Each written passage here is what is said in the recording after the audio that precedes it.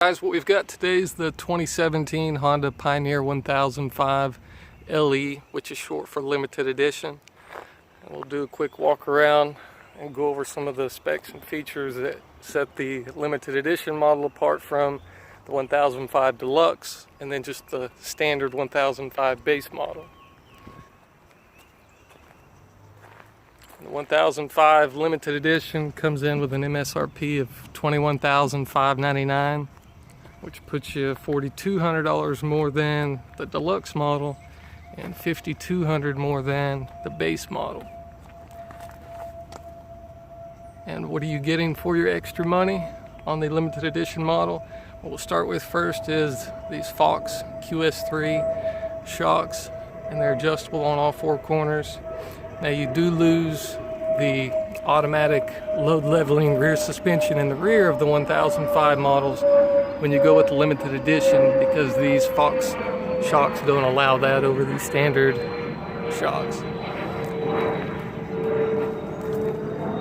Another thing you get on the limited edition model would be these wheels, which are particular only to the LE. The deluxe model has 14-inch aluminum wheels, the same size as these but a different style.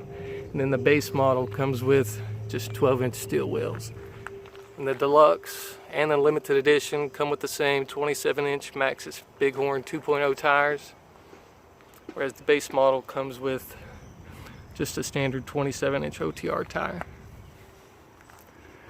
And you also get LED headlights, which are standard on the deluxe and the limited edition, and halogen on the base model. And then on the limited model, you also get painted plastics. That is one of the features that sets it apart from both of the other 1005 models. And you also get the Honda Genuine Accessory front bumper. It's only available on the LE. And then you also have aluminum A-arm guards front and rear, and skid plates as well, aluminum, that run all the way down the machine.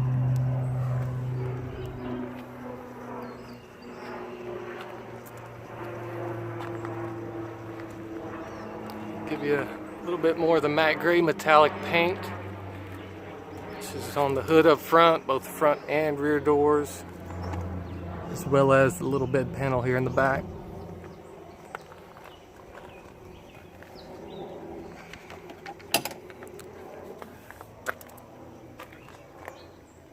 And another item you get on only the LE is this little cargo net up front.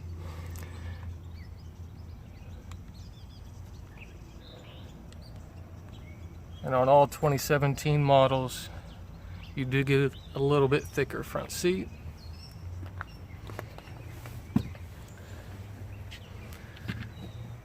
And up here, of course, standard glove box. I apologize for all the pollen on the dash. It's been real bad the last few days. And then up here we get to some more differences on the LE model that set it apart from both of the other 1005 models. First, we'll start with your regular gear selector here, which is the same on all models: park, reverse, neutral, high, and low. And where it really changes up is right up here. On the deluxe and the base model, you have turf mode, which is one unlocks the rear diff. Two-wheel drive, rear diff is locked, so both wheels are biting at the same time. And on the other models, you have four-wheel drive, which has a limited slip diff up front, and then the rear is locked. And then you have four-wheel drive diff lock over here. But on the LE model, Honda has come out with an entirely new setup they call i4-wheel drive. And so bear with me, it'll take a second to kind of explain it. But what it does is it uses electronic brake control through wheel sensors and the controller, and when it senses slip, it applies brake pressure to that wheel. At the same time, the new brake traction control system combines with Honda's torque biasing limited slip differential, which automatically multiplies the brake torque applied to the slipping front wheel and transfers it as drive torque to the high traction front wheel. Working in concert, these two systems generate the traction grabbing benefits of having a locking diff like you have on the other models, minus the need to stop in, manually change it over to which drive mode you want it in. Now to some people, they're going to prefer having the manual locking set up compared to this i4 drive, which basically does it all for you. So it's kind of pros and cons to both. And also to kind of touch more on the i4 drive, it does maintain front traction even if one wheel wants to spin on ice or mud, or if it drops in a hole. But at the same time, you get a lighter steering, better tracking at high speeds, and a little bit tighter turning radius than if you had all four wheels and diff lock like on the standard models. And of course reduced kickback as well. And it just makes it easier. That way you can put it in i4 drive, just hit the gas and go, and not have to worry about, should I be in 4-wheel drive diff lock, should I be in regular 4-wheel drive, vice versa. And another new thing for the LE model is right down here you get into the hill start button. So if you're on a hill, you come to a stop.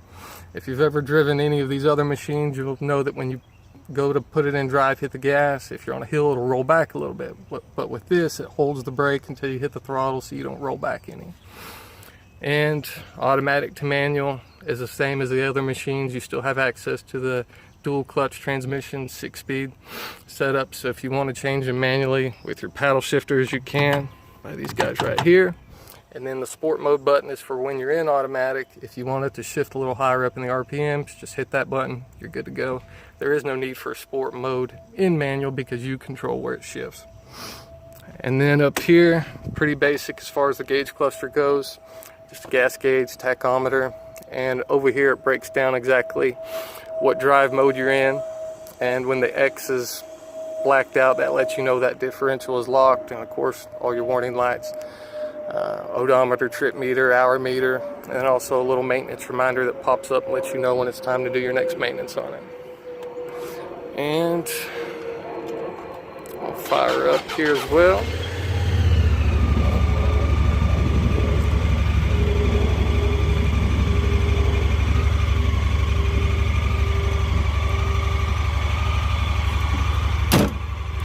While she's running, I'll show you in the back, which is the big feature to the 1005 models that everybody loves. Of course, you have the hydraulic dump bed where you can dump this, or if you want, just put the bed down, and then you can fold each seat down. So you have seating for 5, 3 up front, 2 in the rear. And to put the seat back down, all you have to do is clip that back up there, and then right back here on the back side you've got a little lever. Excuse me, I'm not able to show it all to you, I'm doing this one-handed. And then it's as simple as that, is folding the seat back down.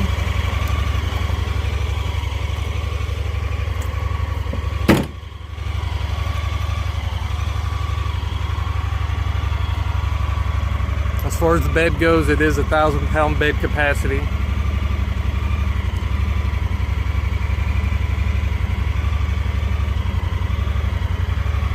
And folding down tailgate.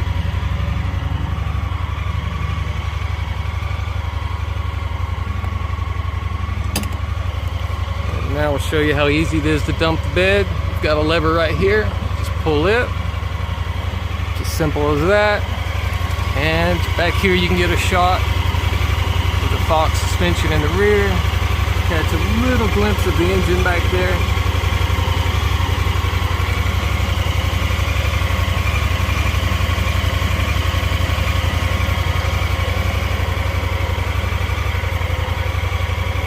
And speaking of engine, it does have a 999cc liquid cooled. It's a parallel twin, makes right at 72 horsepower. Which puts the top speed right at 67 miles an hour on these. And while we're in the back, it does have a 2,000-pound total capacity and independent double wishbone suspension all the way around. Right at 10.6 inches of travel up front and 10 in the rear. And right at 63 inches wide. They do have 12.2 inches of ground clearance, and the turning radius isn't too bad on these. It's right at 13.8 feet. The LE is the heaviest of them all, right at 1,773 curb weight.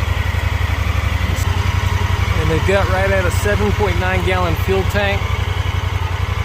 And of course, with it being a Honda, but they are pretty fuel efficient. But Honda never does release any miles per gallon figures or anything like that when it comes to their side-by-sides. Every now and then they do on ATVs though. You do one more shot, suspension and the drivetrain in the back.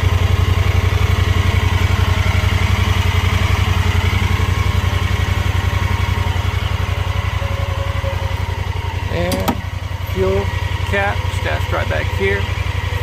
And forgot to mention, but you do have cup holders in both doors, and then you do have them up on the dash as well.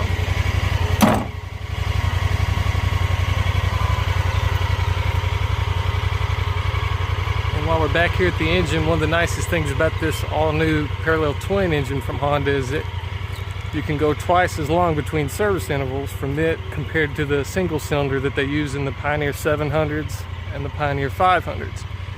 Now those models, you have your service intervals every 600 miles or 100 hours. Whereas on all the Pioneer models, 1000 models, you double that. You have every 200 hours or 1200 hours. So, I'm sorry, 200 hours or 1200 miles. And just to recap one more time on the differences between the LE model compared to the other 1005s. For your money, you get with red springs, the Fox Qs3 Shocks all the way around, 14-inch aluminum wheels, 4mm thick skid plates from the front to the rear, A-arm guards both front and rear,